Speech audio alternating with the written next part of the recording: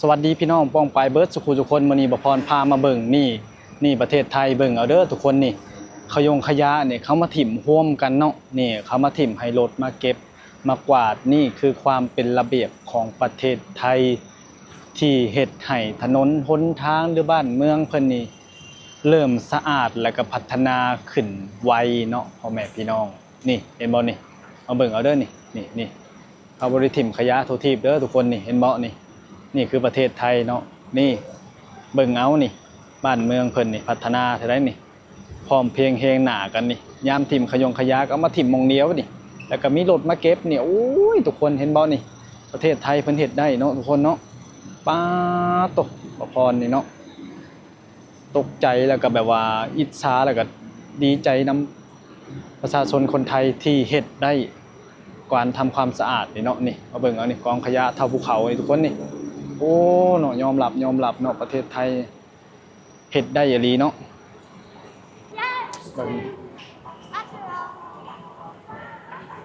งามบ่ทุกคนนี่ป้านี่สายไผ่บ่มีเลยได้เพิ่นหามยังนี่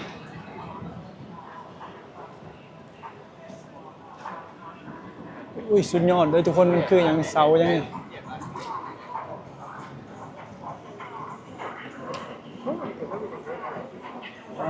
ทุกคนตอนกลางคืนก็งามอยู่แต่ว่าเพิ่นบ่มีงานก็เลยบ่มีไฟแสงสีหลายปานใดเนาะเพิ่นน่าจะบ่เปิดตะเบิงเพราะว่ามันบ่มีงานถ้ามีการตกแต่งนี่งามแฮงเลยเบิ่งเนี่ยตึกข้างในนี่มีไฟแสงสีนำทุกคนเบิ่งเห็นบ่นี่หลอดไฟแสงสีนำทุกคนเบิ่งนี่ตึกบ่ได้มีหยังก็ตกแต่งไฟแสงสีเนาะนี่คือประเทศไทยเนาะทุกคนเบิ่งเอาเด้อพ่อแม่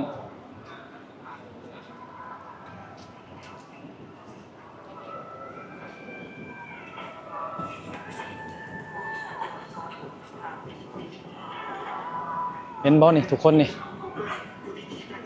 โอ้ตรงนี่แปลนเติร์ดอยู่เนาะแปลนเติร์ดสะอาดปานนั้นมึงเลยกว่าหญ้าใบหนึ่งกับบ่มีคือว้าวแหละปุ๊สายไฟก็จักไปทางใดหมดโอ้นี่คือสถานที่เจริญแห้งๆที่หนึ่งอยู่ในเขตกรุงเทพเนาะเบิ่งปุ๊โอ้เนาะบ่มีฮอดขยะถุงเจเก่าอันหนึ่งขลอขะแหล่กับบ่มีเลยได้ทุกคนเด้อยู่ประเทศไทยนี่หาบ่เห็นดอกเศษอาหารขยะสิมาถิ่มขลอขะแหล่แถวนี้บ่มีเด้โอ้เบิ่งเนาะนี่อ๋อเด้มีแต่ผู้แสผู้สาวงามๆย่างเล่นอยู่เนาะคนไทยมีแต่คนหน้าตาดีได้พ่อแม่พี่น้องเอ้ยมึงเนี่ยก็ศูนย์ความงามเขาเนาะคนไทยเขาใส่ใจเรื่องความงดความงามคืออย่างนี้เบิ่งนี่อีหยังนี่คือบ่มีไฟบ่มีสายไฟก็มีไฟนี่เนาะพอก็งงเนาะทุกคนเบิ่งร้านอาหารจะปัดงามก็ดอกนี่โอ้แอร์เย็นขนาด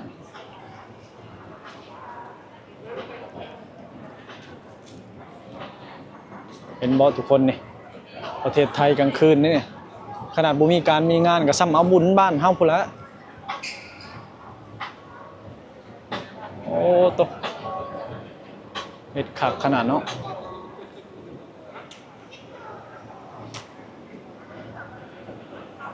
คนก็หลายอยู่ทุกคนเลยเพราะว่ามันบ่มีงานวันธรรมดาบ่ค่อยสิมีคนมาย่างดอกแต่ซ้ำนี่ก็ซ้ำโอ้ทำงานบุญบ้านบ่พรได้นี่คนหลายขนาดเบิ่งจอโทรทัศน์ดาราเต้นอยู่ยุบฝรั่งก็ย่างเต็มฝรั่งมักประเทศไทยแห้งครับฝรั่งก็ได้ฝรั่งเขาเจ้ามักประเทศไทยแห้งขนาด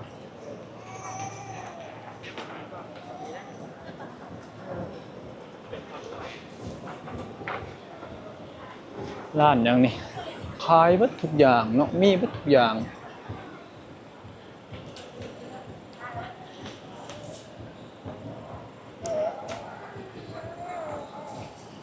ที่นี่คือประเทศไทยไทยแลนด์แบงคอกไอ้บ่เคยเห็นก็มาเบิ่งเด้อบ่พรมาไทยเบิ่งนี่เนาะอ๋อต งามแห้งเลยทุกคนเนี่ยกลางคืนคือกลางเว้นนี่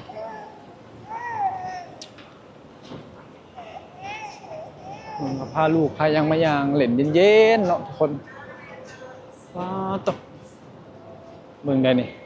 ต้นไม้ก็เห็ดมีไฟใส่เนาะโอ้คนไทยนี่ฉลาดอันนี้เบิ่งนี่จอนี่คือมันติดหลายแท้จอนี่เนาะก็ติดเพื่อยังพ่อแม่พี่น้องจอนี่คือหลายก็แล้วเนาะบ้านข่อยเอิ้นโทรทัศน์เนาะโทรทัศน์ทีวีคนไทยเอิ้นยังทีวีบ่โอ้มีบ้องนั่งชมวิวอีกทุกคนติดจอไปฮอดปุ๊บซะบ่ติดหลายแท้จงจอนี่เนาะ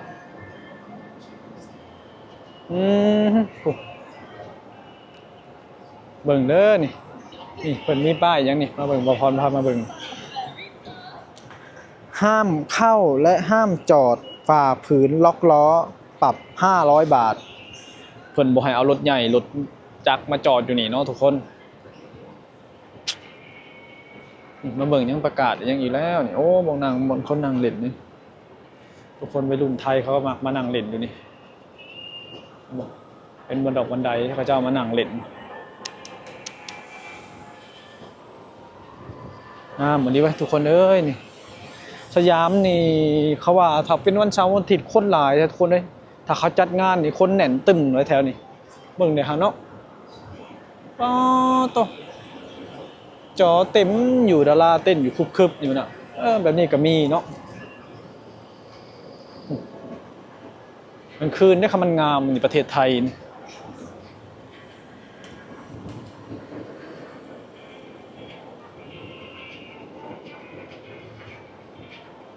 เบิ่งเนี่ยพวก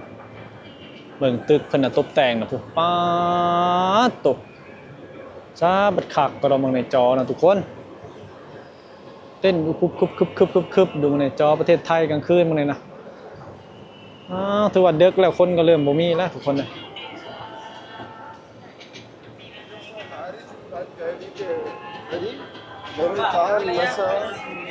ชุดยอดอะไรเนาะ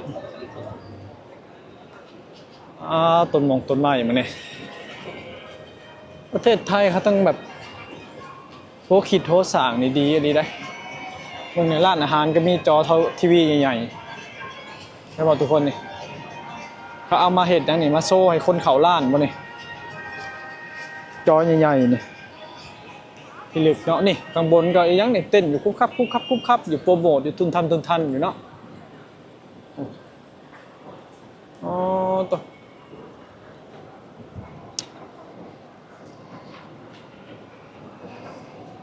ทุกคนในคนหลายอยู่ได้ผมตัว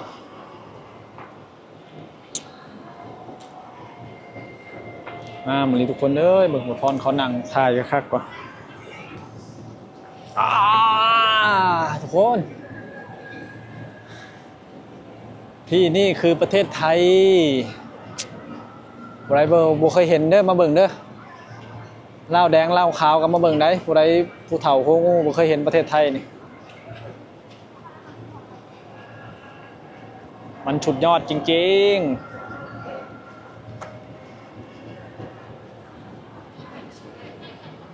ต่อ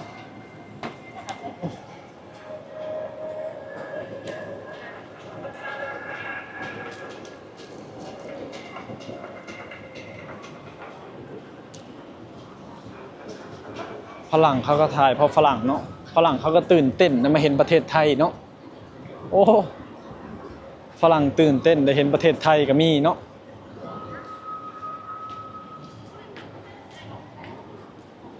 ทุกคนตามซอกตามซอยเขาก็จะสิขายกับข้าวกับน้ำได้เห็นบ่นี่อย่างนี้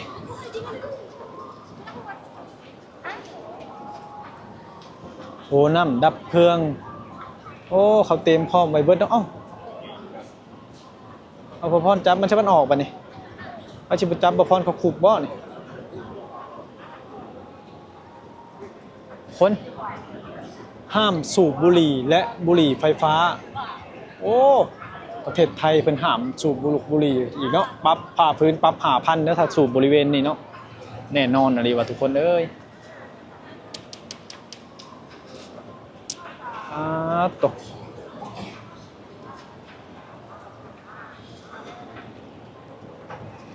มาเบิ่งเด้อนี่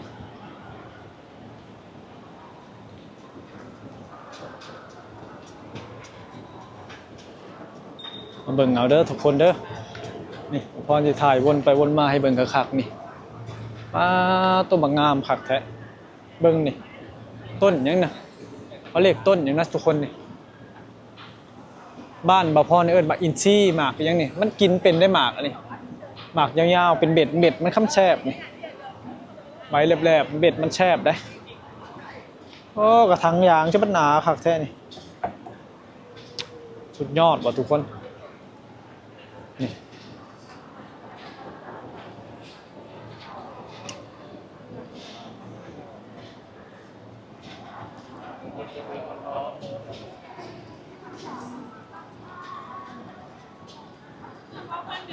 ประเทศไทยเนาะทุกคนเนาะ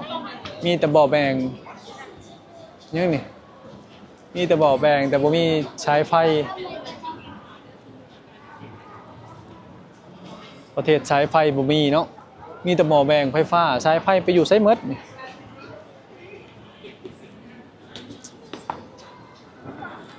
ป้าตกงามมาลีทุกคนเลยตรงนี้นี่จุดยอดเลย